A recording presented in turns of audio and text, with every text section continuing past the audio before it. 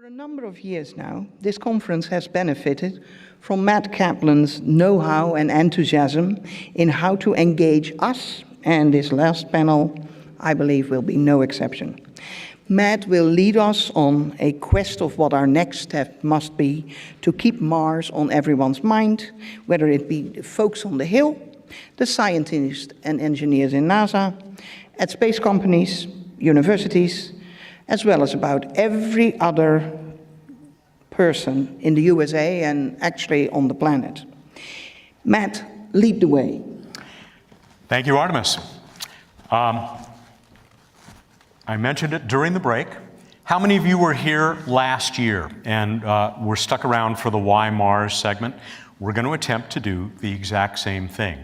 So really, it is in the format of maybe this time 2 rather than 1 lightning rounds.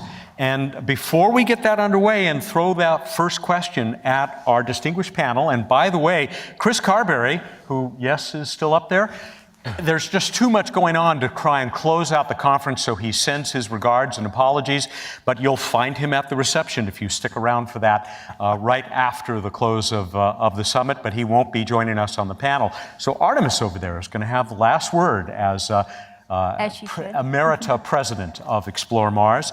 Let me go down the line here. You know Sonya Gavankar because she's been up there co-hosting the webcast with me for the last 2 days. It's been loads of fun, and I've been so excited to be learning from you all and to wrap it all up into this conversation right now. Director of Public Relations, at the Newseum right here in town. Next, Jim Garvin, a participant in this little shindig last year, Chief Scientist of the Goddard Spaceflight Center, former chief scientist of all of NASA, and it would probably be quicker to mention give you the list of missions he has not been involved in than to tell you all the ones he's had a part of. You're part of the InSight team right now, right? Oh, InSight. Back on Mars, our newest Martian. Next to him is Kellie Gerardi, aerospace professional, popular science communicator. You saw her on the Social Media panel. She has flown... Social Media Planet, let's do that next. That sounds good. Social Media Planet. Everybody has their smartphones out all the time. All the time. Who has flown multiple microgravity research campaigns as a payload specialist and as a human test subject, which I wish we had time to talk about that. She's a scientist astronaut candidate with Project Possum, the first crewed suborbital research program. So hoping to get up there pretty soon, I bet. Hoping, waiting for my ride. All right. Next in line, you've heard from Joe Cassady several times of Aerojet Rocketdyne, the gold sponsor of the Humans to Mars Summit, by the way. He is that company's executive director of space. He is also the executive VP of this organization, Explore Mars. He has published nearly 50 papers on advanced space propulsion, because you're going to need that if we're going to make it to Mars again. Allyson Reneau, next to him, was with NASA HQ, is now an independent consultant and motivational speaker working with nations around the world. You mentioned Croatia to us during one of the breaks out there, countries that want space programs because they know how they're going to benefit their citizens. I also learned from her website, which is AllysonReneau.com, that her 2016 Harvard master's thesis was titled Moon or Mars? What is the next logical step for NASA? I don't know what you concluded, but if it was the moon, somebody was listening. And I also learned that you've got 11 wonderful science literate children. That's right. Wow. Which may be the greatest accomplishment we've heard today. That's a football team. And last but far from least, Artemis Westenberg is President Emerita of Explore Mars. Moving on now to create Explore Mars Europe. Correct. Hooray. All right, everybody, let's get into it. And we're going to start, Jim, because you are right next door there. We're going to start with you. The first of the questions that we want to ask is for each of you to tell us in as brief a period as possible the 2 most important lessons that you're going to take home from this year's summit. Jim? Well, I think the first lesson is really a global one that transcends just this summit. And it's simply this. Mars is so much more than a destination. To me, it's a state of mind. And so as we look at the real Mars, as we get close to it for these Ansel Adams-esque images from Curiosity, look at what you see. You see the beauty of the place, but it's more than the place. Hidden in the rockscapes, in the stories, is a magical mystery tour of what really Mars is like. And that's one of the reasons why this conference, this meeting, the meetings we've had for the last 8 or 9 are so important. They make Mars a state of our minds. We're going. And the last, and my final one, is that the moon is not a digression from Mars. It's an essential element of our experience to make Mars that state of mind. And so as we go anywhere, we learn how to go somewhere, that somewhere being Mars. And so for me, I think the moon is really a very special element in the path to Mars. And it's part of the Earth-Moon system, so we got to go somewhere before we go there. And I just remind you one thing. 500 years ago, a bunch of ships sailed around this planet and made the first orbit, and they stopped somewhere before they went. And so I think the moon is a key element in our path to Mars, and I can't wait till these women get to go there. Bravo, Jim. All right, he set the standard.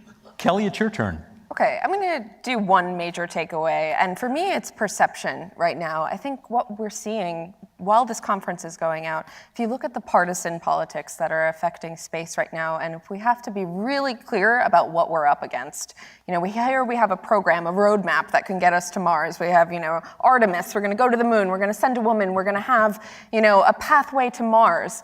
This is the stuff that should unite a nation. And already we're in a political storm that makes it, we'll hope it's likely that it happens, but, it may not. And the thing that we have to understand is that part of this is a failure of our political system, part of this is a failure of our industry.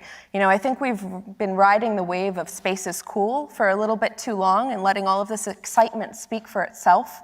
And if we're not equipping folks with the mental frameworks and the mental models to understand why it's not only exciting, but also essential, then we're creating fair weather fans, where the subtext is, it's cool, but it's frivolous, or worse, it's the pet project of an old boys club, right? We need to make sure that we're not only lobbying Congress, but we're lobbying the public. And then my final thought is, I think we need to do a better job of equipping our politicians with good, satisfying answers to their constituents who are going to be asking, why are you prioritizing this when funding for my programs are being cut, when Flint still doesn't have clean water, when 20% of the children in the United States have food insecurity? We know that space is an investment in our future. We need to do better about communicating that to everyone. Brava. All right, you've set a good tone. Joe, you're up. All right, my lesson learned is the word "and." Heard it a couple of times already. It's not the moon or Mars. It's not commercial or NASA. We're going to all be part of this. So the word is "and." And for a lot of folks, I think they're surprised by this, but we've been looking at the moon as a part of this path to Mars for quite a while.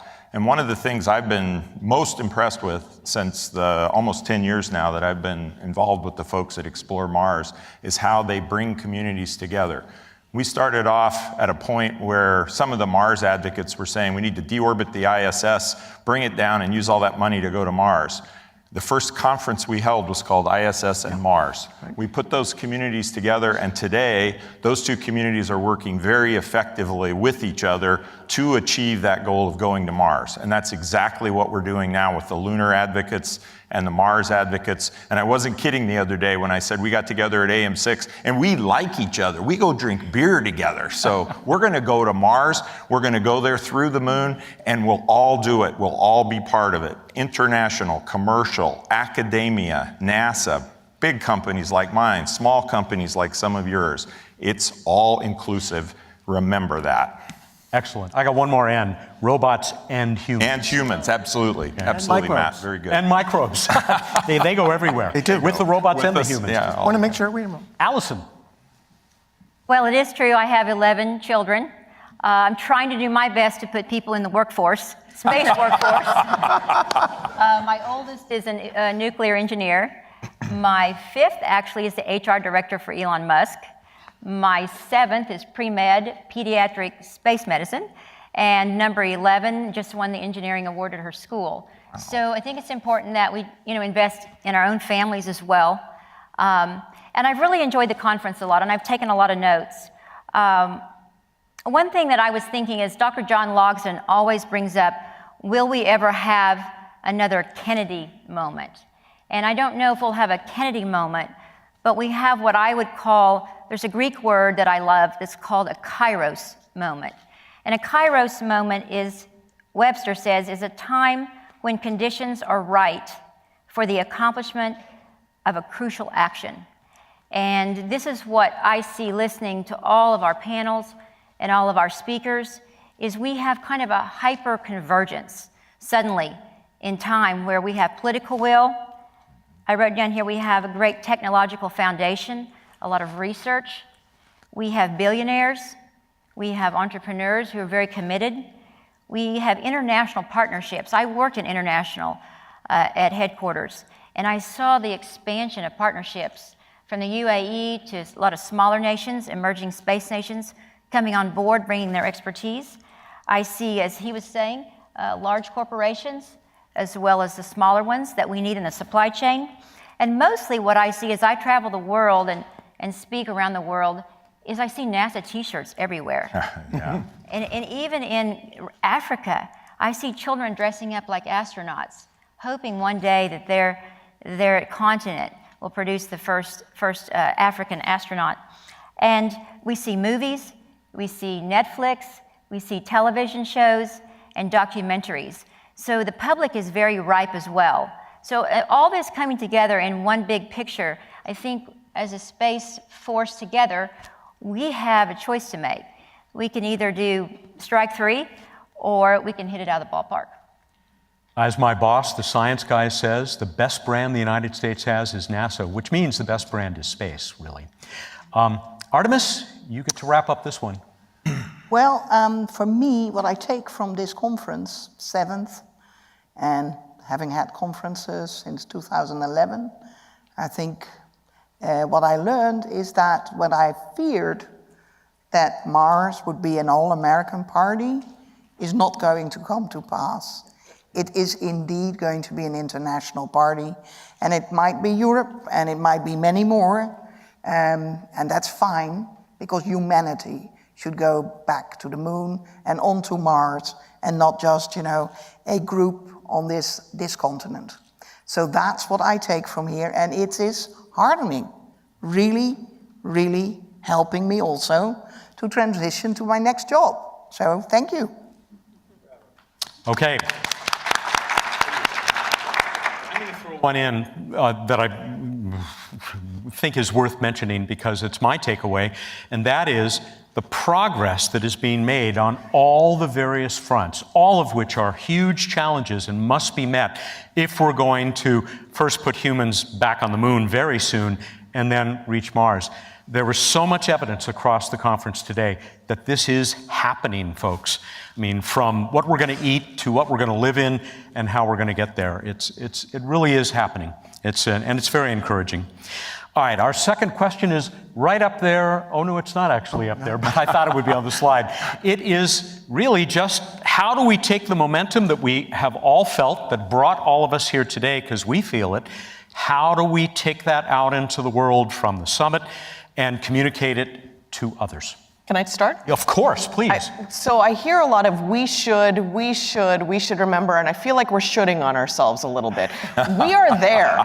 We have been talking about this for decades. We have achieved a lot. We're looking back now 50 years and being re-inspired, but a lot of this progress has happened. We're on the cusp of making the big leap. So instead of saying we should, I think we should change the conversation to we will, and when we do.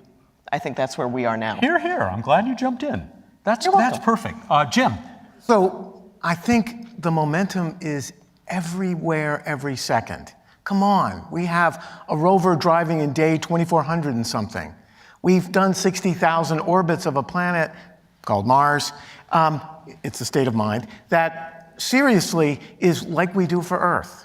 So it's not a question of momentum. It's a question of applying the momentum in a positive way, like a lot of the colleagues here said, to actually making it happen. And I would just say one thing.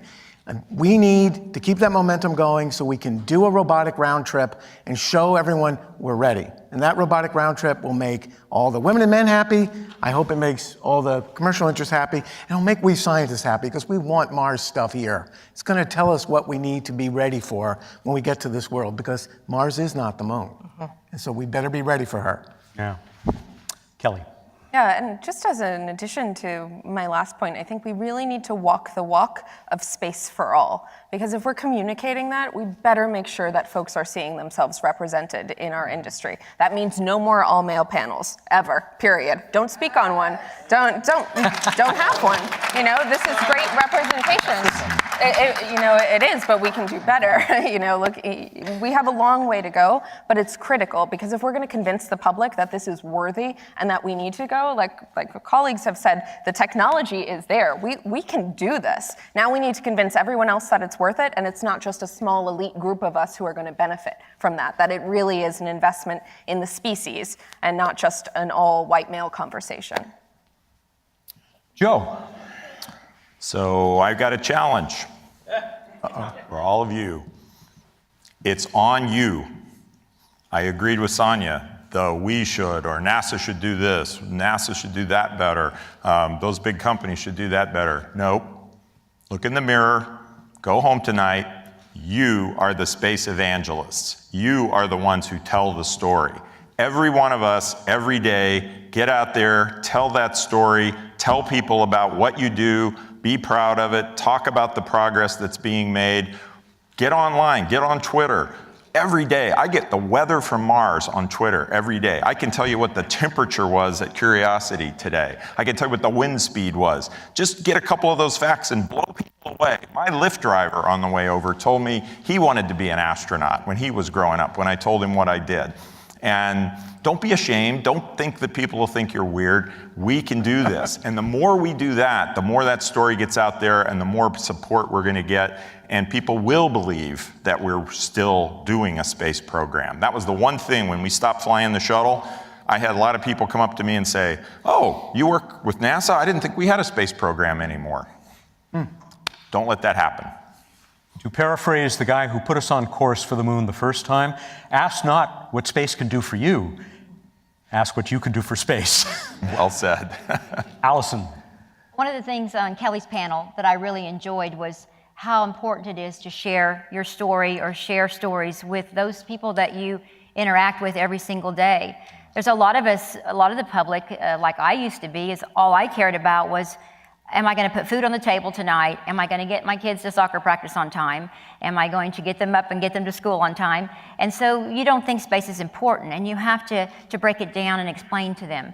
I coach Olympic hopefuls in the sport of gymnastics for the last 20 years. I have about 500 students.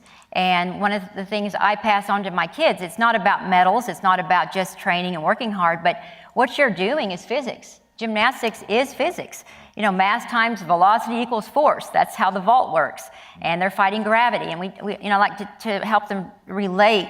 Everything they're doing relates to space. It relates to science, relates to physics. So I would just encourage each and every one of you to tell your story, to share it with your friends, your family, because they really don't understand. We're a small fringe community, and it's very, very important that we get the story out and keep the public momentum extremely strong. Thank you.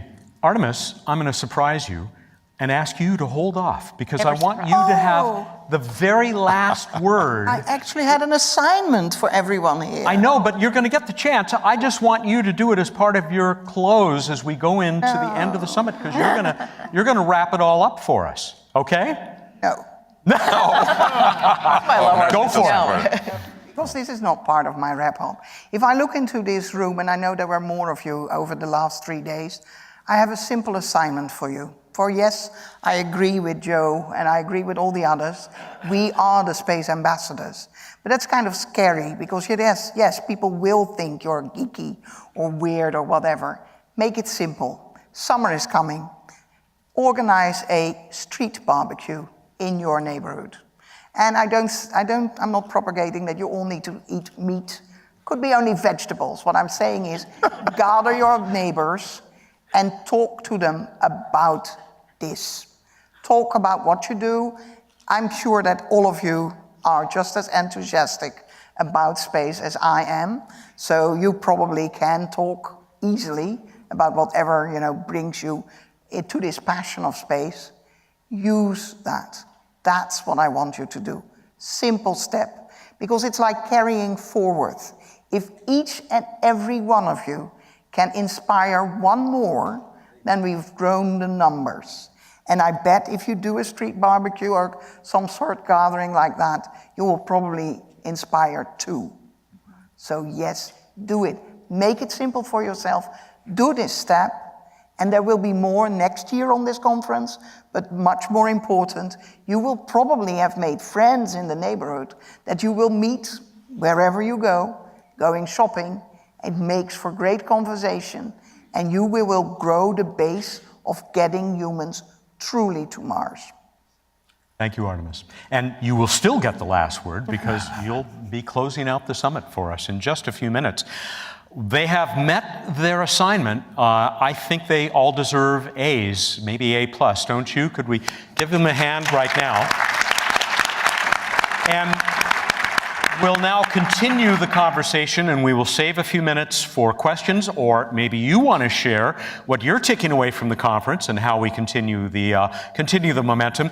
My suggestion for how we continue it is not mine, it's my boss's, the science guy, who says, share the passion, beauty, and joy, the PB&J of science and space.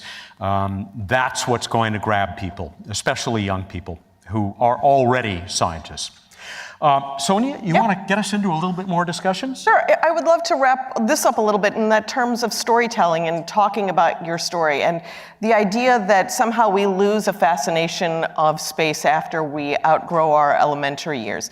I went to Space Academy. I had terrible eyes, and my family was like, you are not good at math. You may want to be interested in journalism. And that's what I'm really good at. So I'm really good at storytelling, but so are you. Your level of experience and from where you stand gives you a platform from where you speak.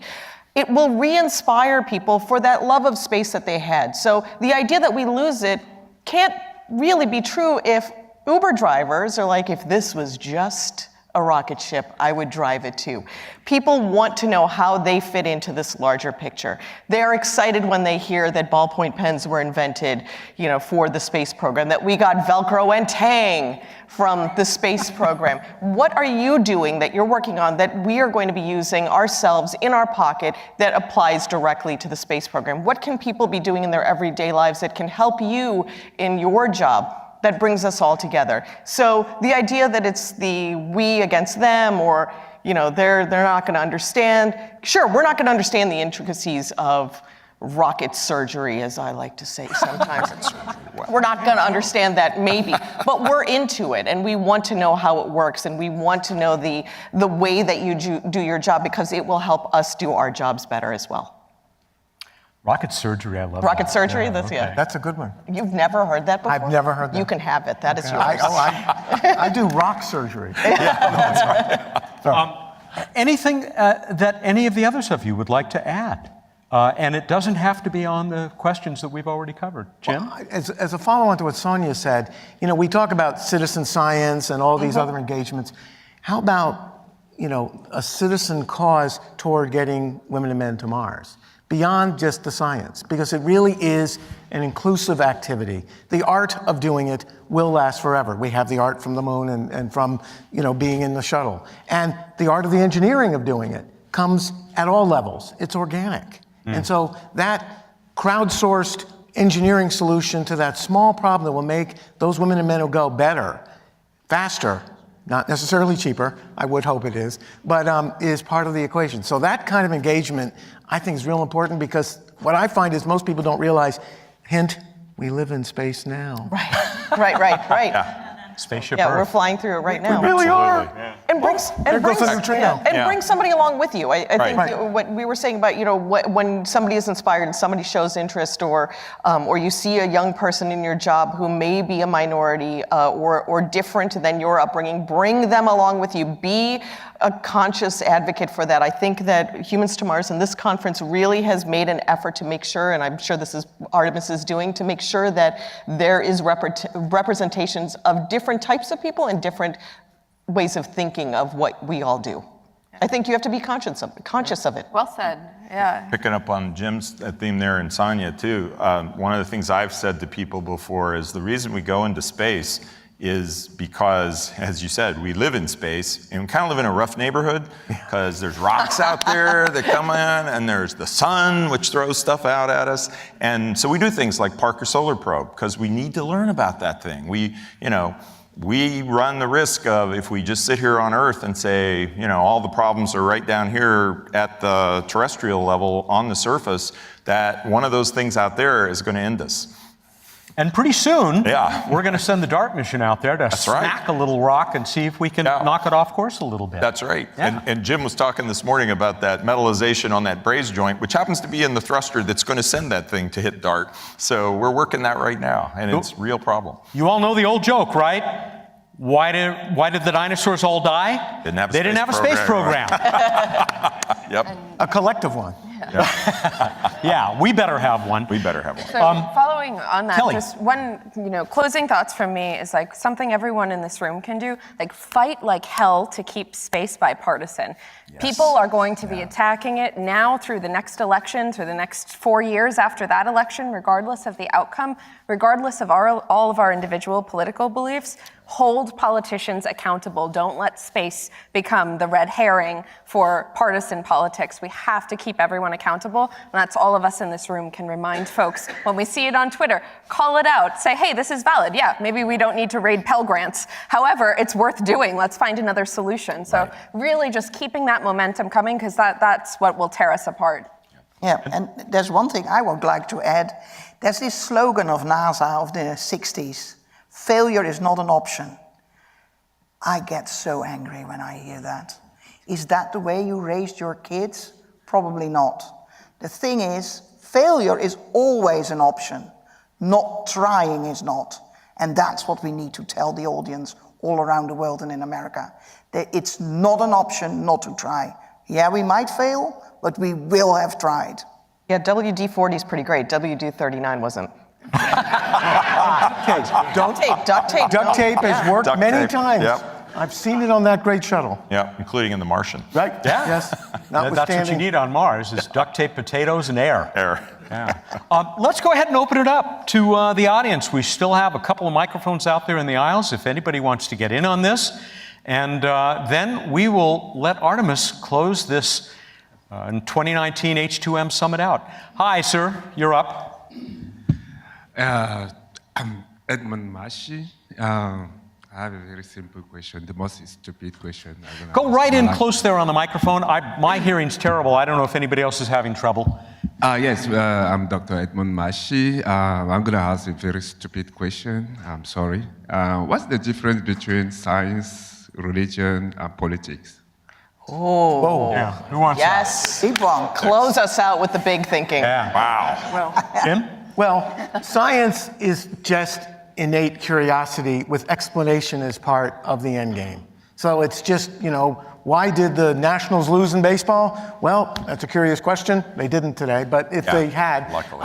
And so it's fulfilling that curiosity using rules that we develop as we go. And those rules help us predict things that we care about, like, will that bridge stand up as I drive? Can we make enough food for the people? Whatever. So that's science. Politics is how people work together or not. And that's I'll let others comment on. And religion is a state of faith in mind that comes from the individual and how they choose to embody it. One could say going into space is religion. I don't think so. I think it's an inevitable consequence of human destiny. Since we live there, we might as well see the neighborhood. So I hope that's a little piece of... But it could be a spiritual experience. It could be. Oh, That was absolutely. incredible. And it has been for Spiritual. many It should be. people. That was very well done. Did anybody else want to get in on that Yeah, one? please. I think Jim thanks. covered it. Yeah, Maybe I should... Third rail is that what that is was. a TED Talk that Let's you go should- over Right, here. that's a Hi. TED Talk. Hi, my name is Bailey. I was not personally part of the Apollo era, but I'm very excited to be part of the Artemis era. What do you guys think is the most important thing for us as the public to get the Apollo era energy into this new era?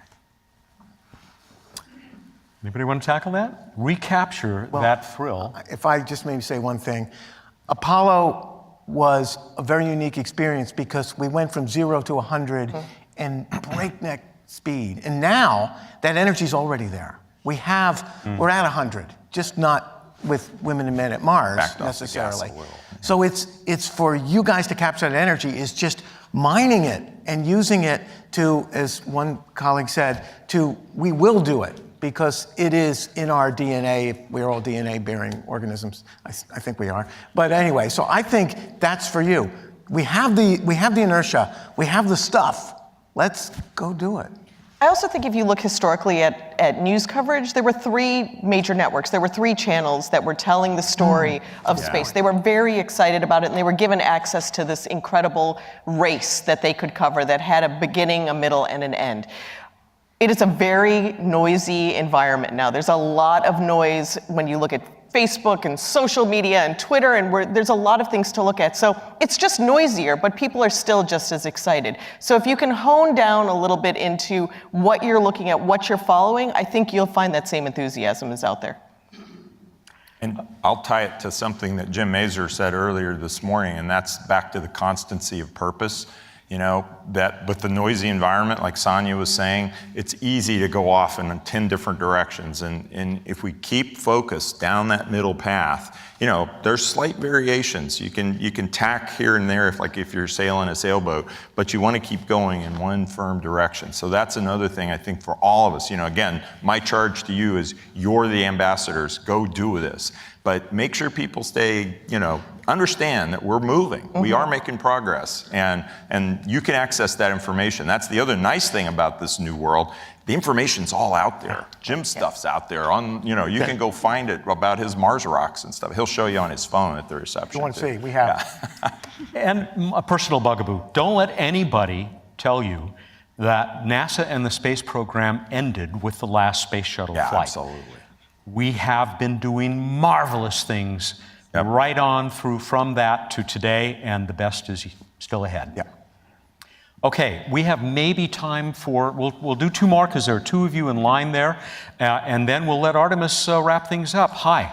I hope NASA hasn't ended. I'm Lynn Rothschild at NASA Ames, and I hope I still get a paycheck. I think you're going to deliver some of that synthetic biology that Absolutely. we need. I need the money. So, two observations. First of all, I've decided that we are the Apollo generation, not the baby boomers. And I was shocked to discover this morning that hashtag hadn't even been taken. So come on, we're the Apollo generation. But the other observation is, after sitting at this meeting and back-to-back with a Women in Technology Summit in Copenhagen, the message that comes through over and over, including with this panel, is the critical thing in many of our lives, we're having parents who are supportive.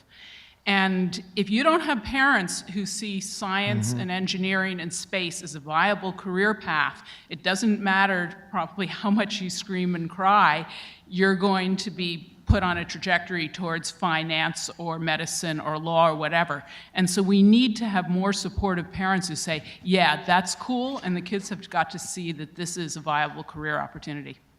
Well said. Thank you, Lynn. Well said. Comes down to the parents. All right, we will go right on to the last audience question of the 2019 H2M. That's apocryphal. Okay.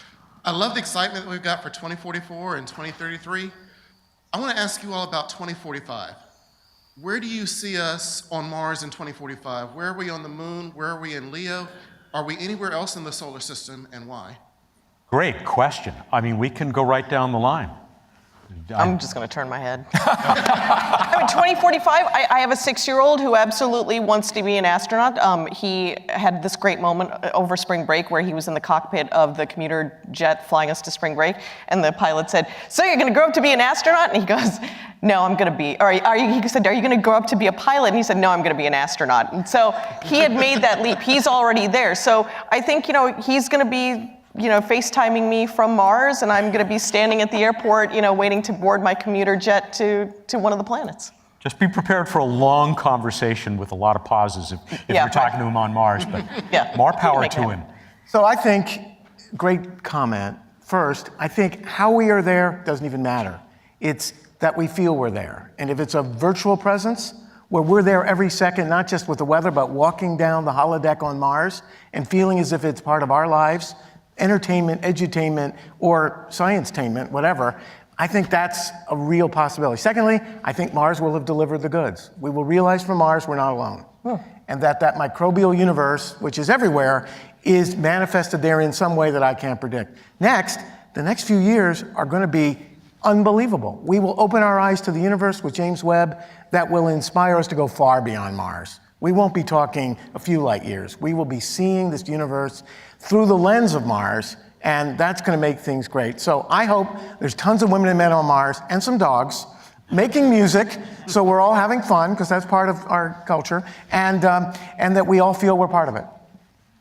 When I think of the future similar to Sonya, I also think of my child. I have a little girl, her name is Delta V, because, runs deep. Right. But when she was 3 months old, I brought her to the Falcon Heavy launch, the first one, and just seeing and hearing the sound barrier break over her head, similar to, I think, what Bailey mentioned about being part of this next generation. I look at the things that she's going to see in these coming decades. It's the democratization of access to space. It's the expansion of Earth's economic sphere. It's the promise and the hope of our entire globe being lifted into a more civilized way of life, and I want that for her, and that drives me in the industry.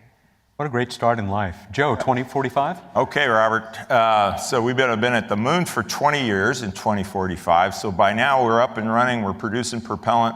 We're shipping it up to evolved gateway-like propellant depots that are in different NRHO orbits around the moon, and we're using that as our jumping off point to go out to Mars. And based on what Hoppy's laid out, I think we could have about 6 or 7 missions by that point to get to Mars. So we've built our little Antarctic-like research station out at Mars, and we're shipping crews out every 2 years, every synodic period. Somebody else is going out to Mars. That's where I think we're going to be. Love it. It's like a whole benchmark. There's no robotic colony. Well, the robots can do their thing too. I'm sorry, I'm a human guy. All right. I want to live in that. I want to live in that world. Allyson? 2045. I don't know if I'll be here then. So that's why I keep looking backwards to the next the generation below us. I want to thank, I'm part of the board, and we made a decision to bring the girls from Afghanistan.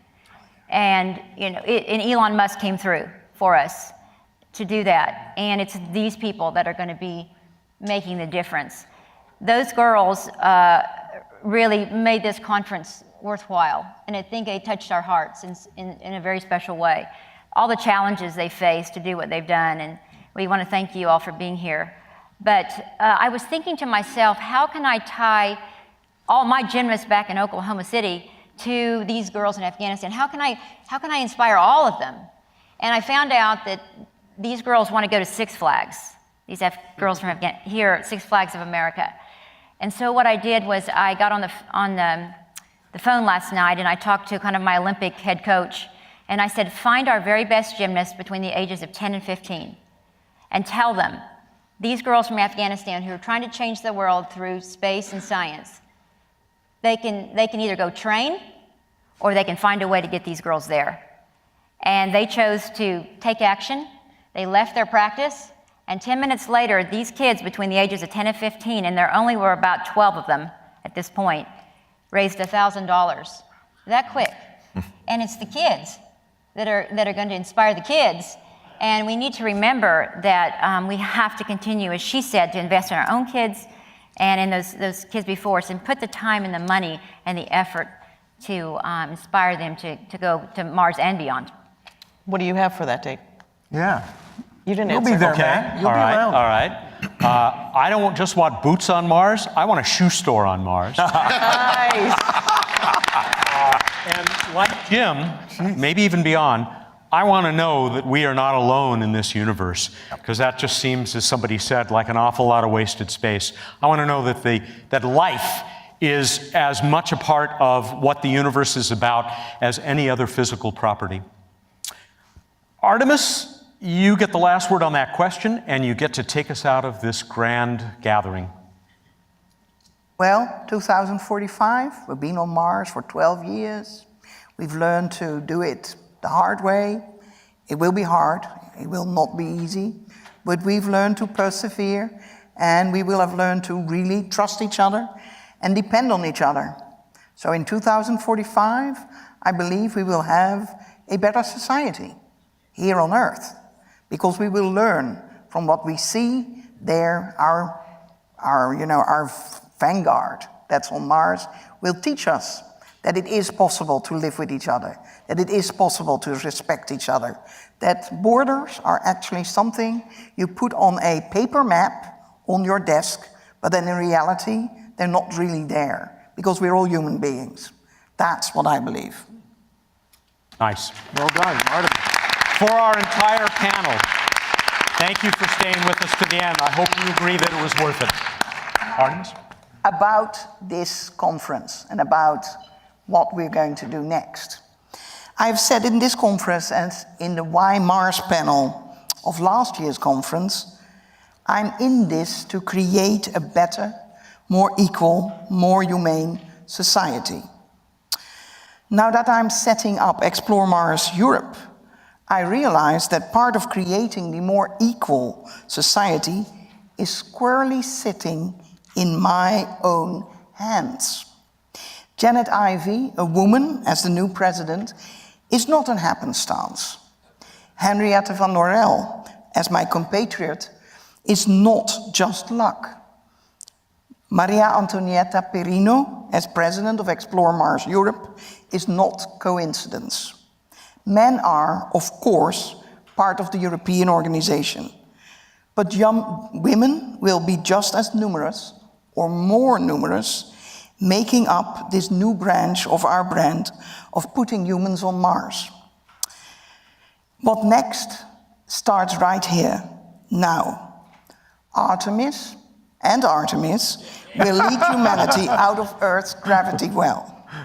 Women will lead the way. We are, all of us, the Artemis generation. That's my word for you.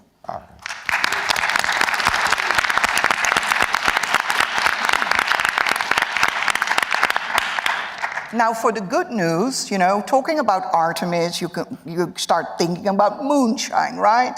Or something better than that won't rot your gut.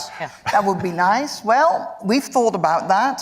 And the nice thing is, on the other side of this planet, there's this big hunk of Earth. It's called Australia.